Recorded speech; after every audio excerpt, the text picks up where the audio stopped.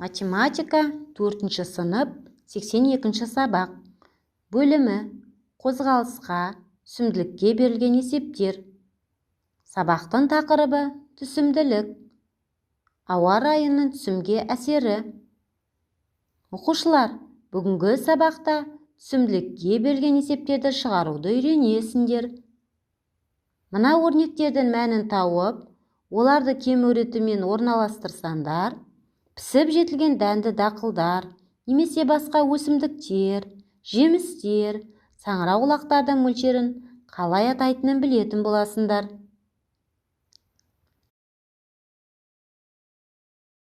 Жеті мың 598 бен 5-тің көбейтіндісі 37.990-ға тең. 8560 бен 5-тің көбейтіндісі 42.800-ге тең. 9063 бен 5-тің көбейтіндісі 45.315-ге тең. 3569 бен 5-тің көбейтіндісі 17.845-ге тең. 5698 бен 5-тің көбейтіндісі 28.490-ға тең. Енді оқушылар, осы өрнектердің мәнін кем өретімен орналастырайық.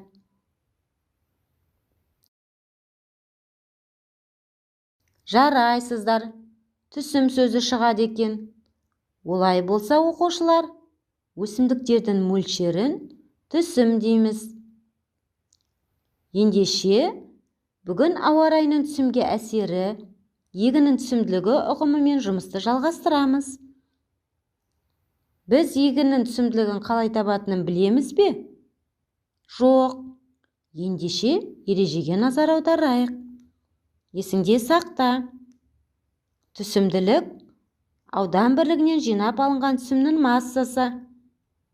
М жиналған түсімнің жалпы массасы. Келесі 3-ші тапсырмада кестеде берілген мәліметтерді оқып, кесте бойынша жұмыс жүргізіп көрейік.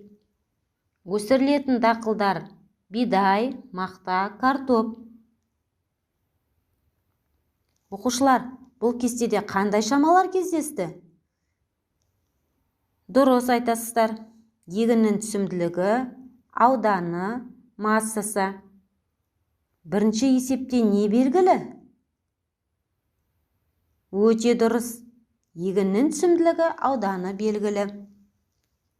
Нені табу керек? Дұрыс айтасыздар. Массасын табу керек. Массасын қалай табу керек? Массаны табу үшін егіннің түсімділігі мен ауданды көбейтеді. Екінші есепте не белгілі? Өте дұрыс. Мақтаның түсімділігі, түсімнің жалпы массасы белгілі. Егістік ауданын табу керек. Егістік ауданын қалай табуға болады? Дұрыс айтасыздар. Осы ауданнан жиналған түсімнің жалпы массасын түсімділікке бөлу керек. Ал енді 3-ші есепте не белгілі? Осы ауданнан жиналған түсімнің жалпы массасы егістік ауданы белгілі. Нені табу керек? Дұрыс. Түсімділікті табу керек. Түсімділікті қалай табамыз? Түсімділікті табу үшін жиналған түсімнің жалпы массасын егістік ауданына бөлу керек.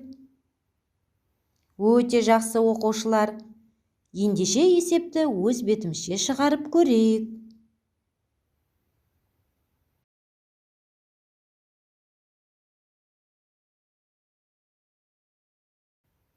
Есепті шығарып болсақ, орындалған жұмыстың дұрыстығын тексеріп көрейік. Сендердің шығарған есептеріңде дұрыс деп ойлаймын. Келесі 4-ші тапсырманың А нұсқасына назар аударайық. Көктемде жалпы ауданы 50 квадрат метр болатын 2 гүлзарға қызғалдақтың баданалары отырғызылды. Әрбір квадрат метрге отырғызылған бадана саны бірдей. Бір гүлзарда 400 бадана, ал екіншісінде 600 бадана бар. Әрбір гүлзардың ауданын тап. Енді мына сұрақтарға жауап беріңіздер. 2 гүлзардың жалпы ауданы қанша? 50 квадрат метр. Әрбір гүлзарға қызғалдақ баданалары қалай отырғызылды? Әрбір шаршы метрге бірдей мөлшерде. Бірінші гүлзарға қанша бадана отырғызылды? 400 бадана. Екінші гүлзарға қанша бадана отырғызылды? 600 бадана. Нені анықтау қажет? Әрбір гүлзардың ауданын, барлығы қанша қызғалдақ баданасы отырғызғанын анықтап, біз нені табамыз? Иә, массасын анықтаймыз. Әрбір шаршы метрге бірдей мөлшерде отырғызылғанын ескеріп, әрбір шаршы метрге қанша қызғалдақ баданасы отырғызылғанын қалай табамыз? Егіннің түсімділігінің формуласын пайдаланып табамыз. Әрбір шаршы метрге 20 қызғалдақ баданасы отырғызылған болса, онда 400-600 қызғалдақ баданасы қанша шаршы метрге отырғызылған? Сонымен оқушылар, бірінші гүлзардың ауданы 20 квадрат метр. Екінші гүлзардың ауданы 30 квадрат метрге тең. Назарымызды 6-шы тапсырмаға аударайық. Түсімділік өлшем бірліктерін қалай өрнектеуге болатынын ойланайық. Сендер арды сотық деп атайтынын білесіңдер ме? Бір сотық 100 квадрат метрге тең. Олай болса, тапсырмаларды орындайық. Бұл жағдайда тек тоннаны центрге түрлендіру қажет. 1 тонна тең 10 центнер. 50 тонна тең 500 центнер.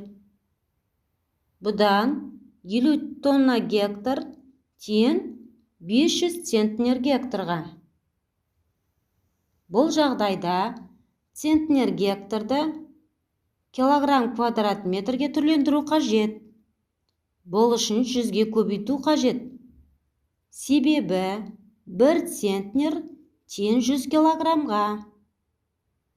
Және 10 мыңға бөлеміз. 500 центнер гектар тең 5 килограмм квадрат метр. Бұл жағдайда тек ауданның өлшем бірлігін түрлендіру қажет. Сондықтан бірінші шаманы 100-ге көбейту қажет. Себебі ұсақ бірліктен ірі бірлікке түрлендіреміз. 1 сотық тең 100 квадрат метр. 1 килограмм квадрат метр тең 500 килограмм сотық. Оқушылар, 8-ші тапсырма зерттеуді талап етеді. Қияр ашық жерде және жылыжайда өсіріледі. Ашық жерде өсірілген қиярдың түсімділігі 140 тонна гектар, ал жылыжайда 30 килограмм квадрат метр. Ашық жерде және жылыжайда өсірілген қиярдың түсімділігін салыстыр. Ендеше оқушылар зерттеу жүргізіп көрейік. Түсімділікті салыстыру үшін алдымен не істеу керек? Шамалары бірдей өлшем бірлікке түрлендіру қажет. 140 тонна гектар тең 1400 центнер гектарға. Себебі 1 центнер тең 100 килограммға. 1400 центнер гектар өлшем бірлігін килограмм квадрат метрге түрлендірейік. Ірі бірліктен ұсақ бірлікке түрлендіреміз. Яғни 100-ге көбейтеміз. 1 гектар тең 10.000 квадрат метрге. Ауданның өлшем бірлігін түрлендіру қажет. Ол үшін 10.000-ға бөлеміз. 1400 центнер гектар тең 140.000 бөлу 10.000 тең 14 килограмм квадрат метр. Ашық жерде өсілген қиярдың түсімділігі. Оны жылыжайда өсілген қиярдың түсімділігімен салыстырамыз. 14 килограмм квадрат метр кем 30 килограмм квадрат метрден. Жауабы: жылыжайда өсірілген қияр көп екен. Оқушылар, бүгінгі сабақ түсінікті деп ойлаймын.